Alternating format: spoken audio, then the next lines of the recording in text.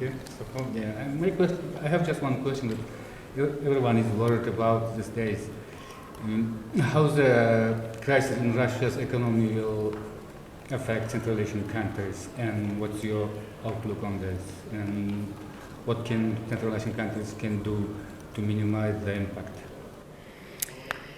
So it's a very timely question, because I think that it's clear that the war in Ukraine, the sanctions on Russia will have a very large impact on the world economy, and we start to have a better understanding of what will be the impact worldwide. So it has a huge impact on Ukraine, and EBRD is intervening a lot on Ukraine, so this is a major impact on Ukraine, but it will also have impact, and differentiated impact in the different countries. We see, EBRD is working also a lot on Eastern European countries, which sees inflows of refugees, very, very impressive level, with more than 3.5 million of refugees. So this will have a direct impact on the neighboring countries. But of course, Central Asia will also be affected, and there are different channels: energy price, food price, the interconnection with Russia, with Russian economy, because Uzbekistan is a country with a high degree of exports to Russia, and connection, logistics connections are very strong with Russia. This is true for all Central Asia, I think. But also in the case of a country like Uzbekistan, the large level of remittances, which are part of represent a very high level of part of the GDP, and also high numbers of people, of Uzbek people working in Russia. And I understand that we already see some drop in the level of remittances and some willingness from some of the people working in Russia willing to come back here.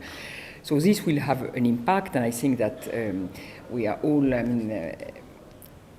international community as well as national authorities are a bit, we are just getting out of COVID with growth, rebounding and so forth, and now this is a new challenge that will have to be faced.